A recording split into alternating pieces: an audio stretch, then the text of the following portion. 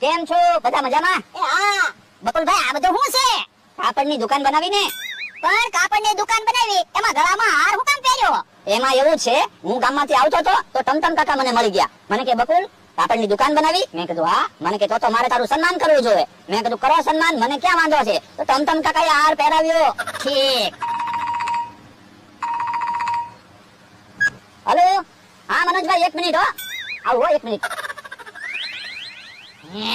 જો બોલો, બકુલભાઈએ હજી કાપડની દુકાન બનાવી છે કે તો ચશ્મા ને કોટ ને બોલવામાં ફેર પડી ગયો. બકુલભાઈ તો એન્ટ્રી પાડવા મળ્યા. તો હું ઈ પૈસા બોલે. સોરી હો, એક અગત્યનો ફોન આવી ગયો તો. બકુલભાઈ, તમે કાપડની દુકાન બનાવી, મને તો વાતે ન કરી. એમાં એવું છે મમરાભાઈ, તમને વાત કરી હોત ને તો તરત તમે કહેજ કે મને ભાગમાં રાખો અને તરત કહેજ કે હાલો ભોળા દાદાને છેતરવા જઈએ. હવે છેતરીને તો આપણે 500,000 રૂપિયા લઈ શકીએ. 500,000 રૂપિયામાં પૈસા ભેગા થાય? ના ના, પછી કોઈને વાત ન કરી. મારા ઘરે ખબર નથી ને. એ હારું. હે એ બકુડા, કેમ ફોન કાપી નાખ્યો? તો શું કેટલું ખોટું બોલવું. મનોજભાઈ નો ફોન આવે, સતીશભાઈ નો ફોન આવે, રમેશભાઈ નો ફોન આવે, કેટલાક ને જવાબ દેવા. મનોજભાઈ કે બકુલભાઈ, આપણે એક કાપડની મિલ બનાવવાની હતી. સતીશભાઈ કે આપણે કાપડનો શોરૂમ બનાવીએ તો ભાગમાં. તો પછી મેં તો કાપડની દુકાન બનાવી, એને તમારે વેચી જ નાખવી પડે ને. તો પણ એક કામ કરો, કાપડની દુકાન મને આપી દો, તમે કાપડનો શોરૂમ બનાવો. હા, એ વિચારવા જેવું ખરું.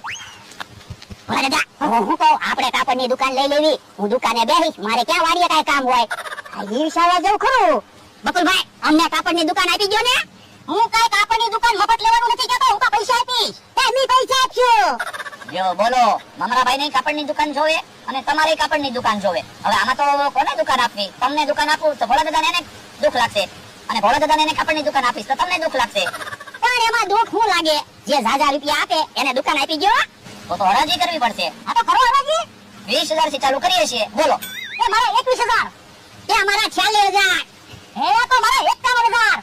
ભોળા દાદા, આપણે 50,000 વધારી દેવા છે. હા, એ અમારા 51,000 ને 50,000. ઓય બાપા, 1,01,000 એમ બોલ લે. એ અમારા 1,00,000 ને 1,000. હે, તો મારા 1,00,000 ને 51,000 બાકીમાં ને ઢોકળા હોય તો બોલો. હે, તો એટલા બધા પૈસા મારી પાસે નથી. તો હું 500 નો માલિક છું. ભોળા દાદા હમુ હું બોલો, ઈ આવી 10 દુકાન ખરીદી લે.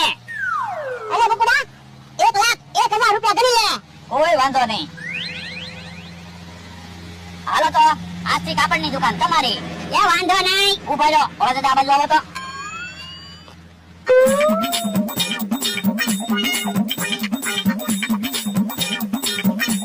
પૈસા ખીચામાં છે. જો હવે કાપડની દુકાનના માલિક તમે છો, એટલે હાર ને કોટ ને એવું તમારે પહેરવાનું હોય. હાલો હવે દુકાન બતાય. હાલો. યો બોલો, ભોળા દાદાએ તો 1,01,000 માં દુકાન લઈ લીધી. લ્યો, આજથી કાપડની દુકાન તમારી. હે, આવું છે? કાપડની દુકાન. પણ દુકાનમાં કાપડ તો છે નહીં. આ શું છે? એ કાપડ. આ તો કાપડની દુકાન તો છે.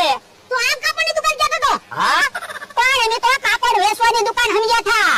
કાપડ વેચવાની દુકાન એવું હું ક્યાં બોલ્યો છું? તો આવી દુકાન અમારે શું કરવી? હવે એ તો તમને ખબર. તેની તો હમણે કહેતા હતા ને, કાપડની મિલ બનાવવાની છે ને કાપડનો શોરૂમ બનાવવાનો છે.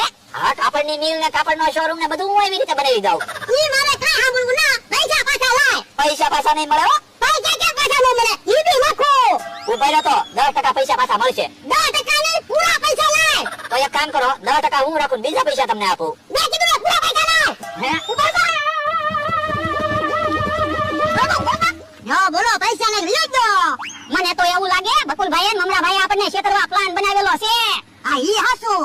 કાંઈ વાંધો નહીં, પણ આજ આપણે ટીકા માર્યા તો જીતી ગયા. બાપા, માનો બેન.